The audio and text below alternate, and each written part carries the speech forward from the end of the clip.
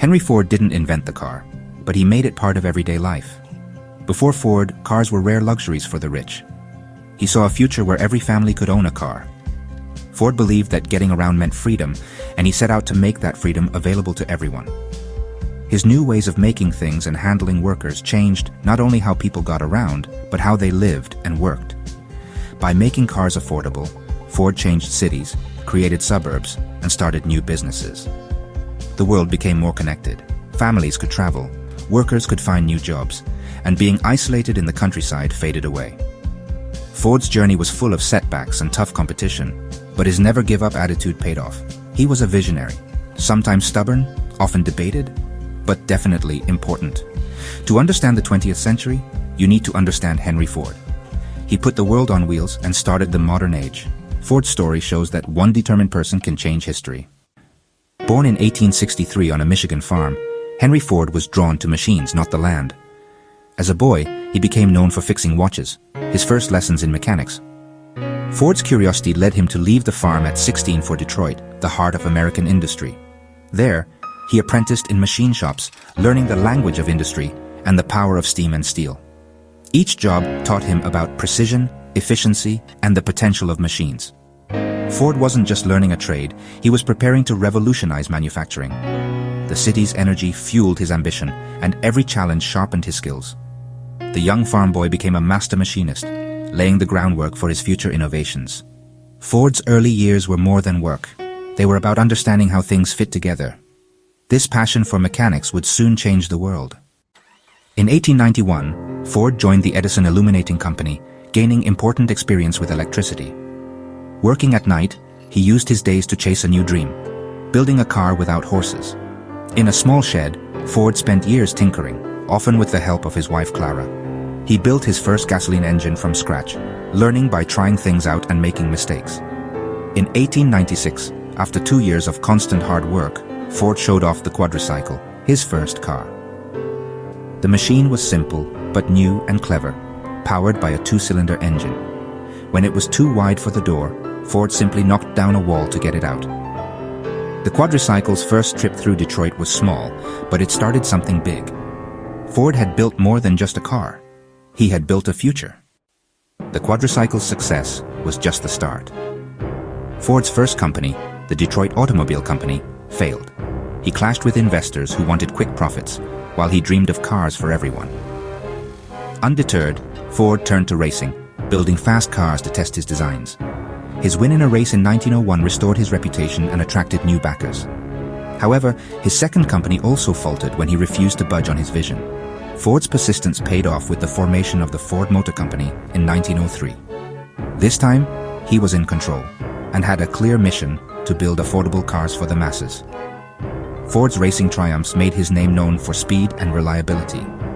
With patient investors and total creative control, he was finally ready to change the world. The Ford Motor Company was born from failure, resilience, and a relentless drive to innovate. Ford's journey showed that setbacks are just stepping stones on the road to success. Now, he was about to revolutionize transportation. Ford's goal was simple: to create a reliable and affordable car for everyone. After trying out a few models, he brought out the Model T in 1908. The Model T was tough, easy to fix, and just right for America's bumpy roads. Everyone wanted one, but Ford needed a way to build cars faster and cheaper. He got ideas from other businesses and created the moving assembly line. By breaking down making cars into simple steps, Ford cut down the time it took to put a car together from 12 hours to just 93 minutes.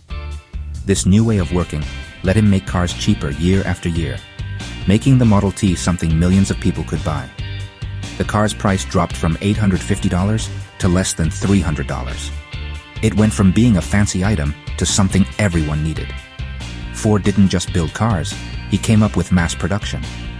The assembly line changed how things were made forever, putting America and the world on wheels. Ford's big change was happening, and there was no going back. The assembly line boosted production, but it made the work tiring and repetitive. High turnover threatened Ford's system. He needed a solution. In 1914, Ford shocked the world by doubling workers' wages to $5 a day and shortening shifts to 8 hours. This move attracted thousands, stabilized his workforce, and increased productivity. Ford's high wages turned workers into consumers, fueling a cycle of production and consumption. The $5 day was both a business strategy and a social experiment. However, it came with strings attached. Workers had to meet Ford's conduct standards, monitored by his sociological department. Ford believed that good wages should go hand in hand with responsible living. Although controversial, this policy reformed labor relations and set new standards for American industry. Ford's approach was paternalistic, but it created a new social contract between employer and employee. The factory plant and American society would never be the same. By the 1920s, the Model T was getting old, and there was a lot of competition. Ford didn't want to change at first, but he finally replaced the Model T with the fancy Model A. His next big step forward was the V8 engine, which was cheap, and people once thought it was impossible to make a lot of them. In 1932, Ford brought out the Model 18, the first car for everyone, with a V8 engine. The flathead V8 gave power and good performance to regular drivers, not just the rich folks. The V8 became a symbol, loved by families and even outlaws. Ford's constant search for new ideas kept his company at the top of the car business. He was a leader in new materials and safety features, always trying to do more.